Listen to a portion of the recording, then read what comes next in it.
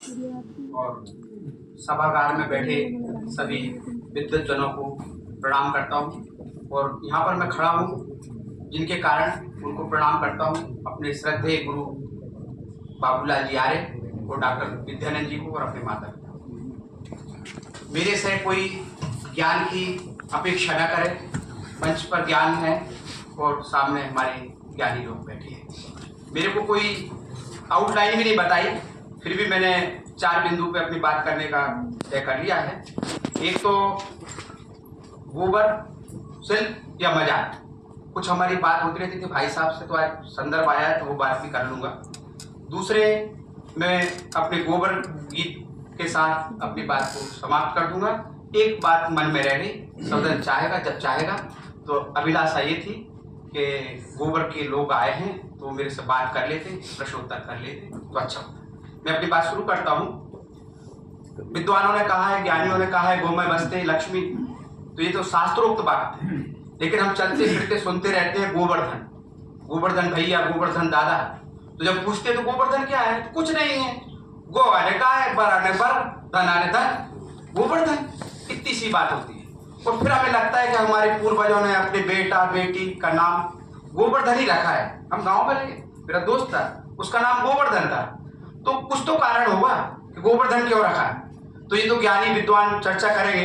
अब ये इसी तरह से रहा तो 2001 में भारत सरकार की एक योजना थी कि भारत के अति विशिष्ट कलाकारों को खोजना। मैंने बुंदेलखंड के लोक शिल्पों के लिए एक प्रोजेक्ट लगाया। उसमें 5 प्रकार के शिल्प थे, आटा, हल्दी, लोहा, पत्थर, लकड़ी और गोबर के भी, सब छोड़ दिए।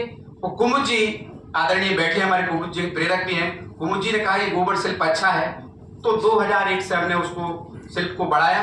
और शिल्प की प्रेरणा भी मेरी नहीं है, कहीं जाता हूँ लोग तो कहते हैं कि राठौर साहब आपने गोबर का मान बढ़ाया, नहीं, गोबर ने मेरा मान बढ़ाया और मैं इसमें। तो ये गोबर शिल्प कहीं मेरी जहन में नहीं आया, मेरा चिंतन नहीं है और किसी का चिंतन नहीं है।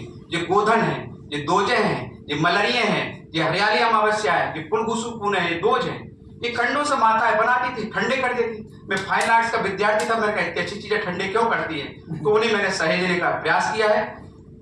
इसके बाद न जाने कहां से मेरे को ये गोबर शिल्प की प्रेरणा मिली, उस पर मैंने कुछ यत्न किया, प्रयत्न किया। और कभी हमें किसी की मजाक उड़ाना होती है तो गोबर से अच्छा बिंब नहीं होता। तो आज भी कुछ लोग गोबर के साथ मजाक उड़ाते हैं। और जब मैं गोबर शिल्प पे काम कर रहा था तो निश्चित ही एक मजाक था। और जब कब ये मान्यता का विषय बना, 2012 में माननीय सुनील पानसी का ये परिचय हुआ, मध्य प्रदेश सरकार, भारत सरकार का कार्यक्रम था, तो उन्होंने कहा भोपाल से यहाँ आइए, मुझे यात्रा मेरी बढ़ती रही। लेकिन आज भी बहुत सुख प्राप्त होता है जब गोबर शिल्प को देखता हूँ, निश्चित ही दुख भी प्राप्त होता है जब गोबर शिल्प का मजाक उड़ाया जाता है। गोबर शिल्प का एक स्वरूप है, बहुत छोटा सा स्वरूप है, जहाँ से हमने इस बिंब को उठाया था। ये देख रहे हैं बुंदेलखंड में हमारे यहाँ उरेन डलता है। उरेन में क्या करते हैं, माताएं जो है, जैसे महाराष्ट्र में रंगोली बनती है, उरेन में क्या करते हैं, अपने गोबर का लीपा, हल्दी और आटा लिया और उससे बनता है। तो ये स्वरूप है गोबर शिल्प। कहीं कहीं जाते हैं तो लोग पहचानते हैं कि ये गोबर शिल्प है, ये गोबर शिल्प। अब एक प्रार्थना है मेरी, मैं देश भर के अंदर जाता हूँ, बाहर भी बात गई है, अड़ोस पड़ोस देशों में भी बात गई है।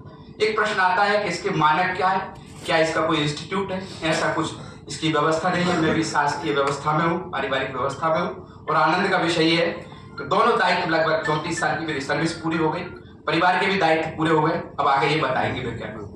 तो कहना ये चाहता हूँ, भावना यह है, क्या ये हो सकता है अपने 2 गुरुओं की बात के साथ मैं आगे की बात करता हूँ।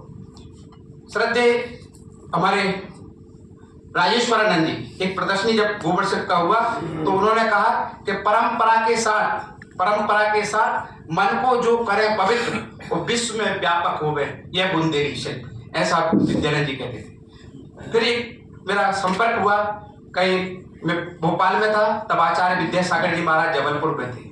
जब मैं भोपाल आ गया तो जबलपुर पहुंचे, फिर जबलपुर में किसी ने बताया कि आप एक बालक है, ये काम करता है। आचार्य विद्यासागर जी महाराज के साथ मेरा 7 मिनट का संवाद हुआ, जो मेरे को बहुत बड़ा पुरस्कार है।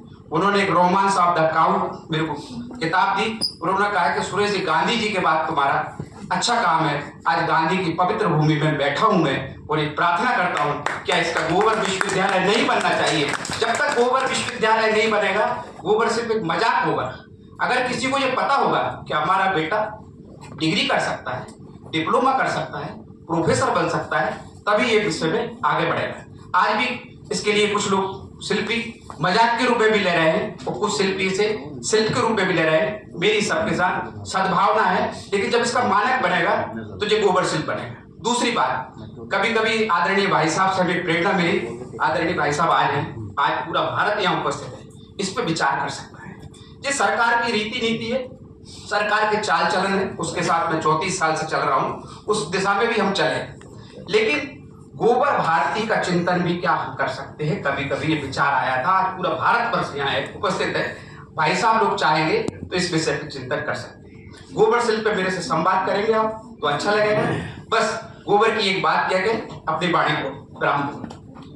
तो गोबर ही सच्चा धन है, ऐसा क्योंकि सच्चा धन नहीं होता तो किसी और चीज की परिक्रमा क्यों ना करते। तो इसीलिए कहा है कि और आपको लगे तो आप मेरे साथ दे सकते हैं कि सच्चा धन है गोबर धन और बाकी सब है धन धन धन। सच्चा धन है गोबर धन, बाकी सब है धन धन धन। कोई नहीं कहता दूध धन और कोई नहीं कहता घी धन, कोई नहीं कहता दूध धन, कोई नहीं कहता घी धन। सब जानते हैं किसकी क्या रेट है, निश्चित ही उसको धन नहीं कहा। तो क्या कहा है कि सच्चा धन है गोबर धन और बाकी सब है धन धन धन। सच्चा धन है गोबर धन, बाकी सब है धन धन धन। कोई नहीं कहता दूध धन और कोई नहीं कहता घी धन, कोई नहीं कहता दूध धन, कोई नहीं कहता घी धन। कोई नहीं कहता दही धन और कोई न कहे गौमूत्र धन, कोई नहीं कहता दही धन, कोई न कहे गौमूत्र। एक बाबा